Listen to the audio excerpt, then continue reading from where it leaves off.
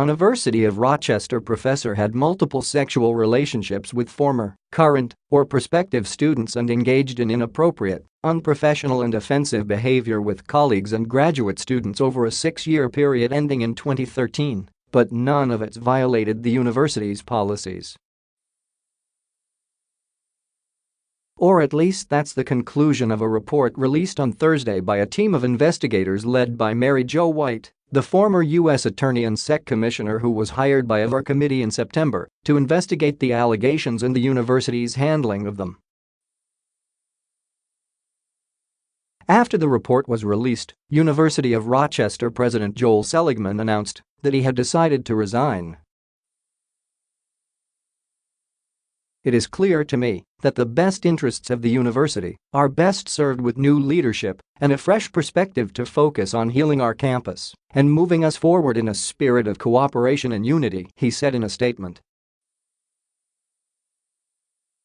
He will step down on February 28. The university, some of its administrators, and the accused professor, T.Florian Jaeger, were the subjects of Equal Opportunity Employment Commission complaints last summer. In identical filings, 7 current and former professors and a graduate student in the university's prestigious Brain and Cognitive Sciences department, including time silence breakers Celeste and Jessica Cantlon, claimed that the university had mishandled a 2016 internal investigation into the behavior of another one of its professors, Jaeger, and found him not responsible for violating university policy. White's report is largely the result of outrage among our students and alumni after the EEOC complaint was made public in a Mother Jones story in September. Not long after, Seligman compared the professor's complaint to the infamous Rolling Stone account of a gang rape on a college campus, which was published pseudonymously and later discredited. Students, outraged at the comparison, promptly organized protests including a hunger strike, and more than 400 academics in Jaeger's field signed a letter urging students and colleagues to boycott her. In response to the outcry, the university quickly changed its stance, putting Jaeger on paid leave from teaching and setting up the committee that hired White. White's 213-page final report, now available online, largely vindicates the university's initial 2016 investigation, concluding that it had acted in good faith, impartially, professionally, and in accordance with its own policies.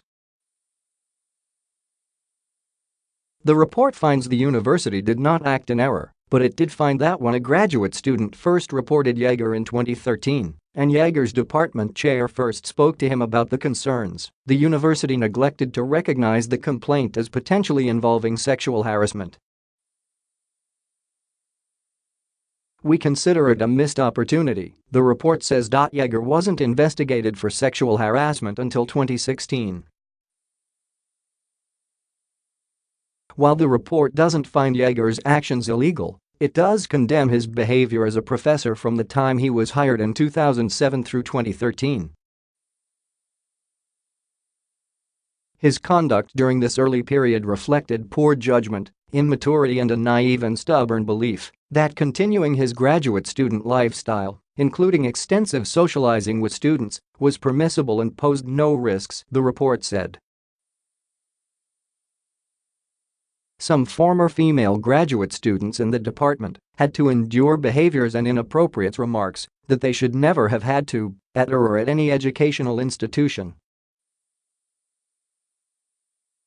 White's team, though, still did not find evidence that female graduate students had been subjected to a hostile work or academic environment since 2014, after the university revised its policy on faculty-student relationships. "I think Professor Jaeger paid attention to what those policies allow and did not allow," White said at a press conference on Thursday, where she emphasized that legally, she did not believe his actions met the definition of sexual harassment. "We don't think there's a claim there under those laws," she said. "But the acts were offensive, inappropriate, and what I would call in the nature of sexually harassing acts." "It's a difference between the legal standards of what's required and a moral judgment," she added. The allegations against Jaeger were first raised publicly by a group of faculty members last September after they filed their EEOC complaints. They also claimed that Or retaliated against them for reporting Jaeger and participating in the complaints against him. White's report, while criticizing some of the decisions made in the aftermath of the 2016 investigation, also found that the university did not retaliate. But it did recommend that Or clarify and expand its procedures for dealing with sexual harassment by faculty members.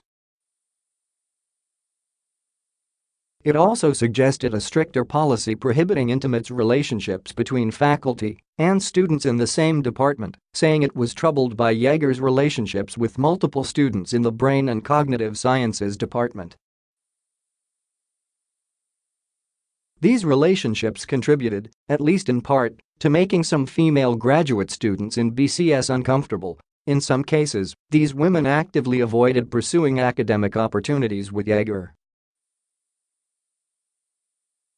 Last month, the group that filed the EEOC complaints followed up with a lawsuit against her, its provost, and Seligman. Because of the pending legal case, they declined to participate in interviews with White's investigators.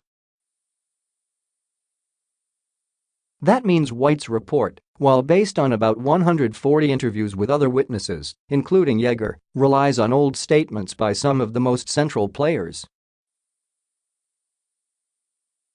The professors argue that this is a fatal flaw. Your investigation is structurally unable to get evidence from the main actors in the stories you are trying to reconstruct, the complainant's lawyer, Ann Oliverius, wrote to White in November. Promising a comprehensive investigation when you know it cannot be comprehensive strikes me as fundamentally fraudulent.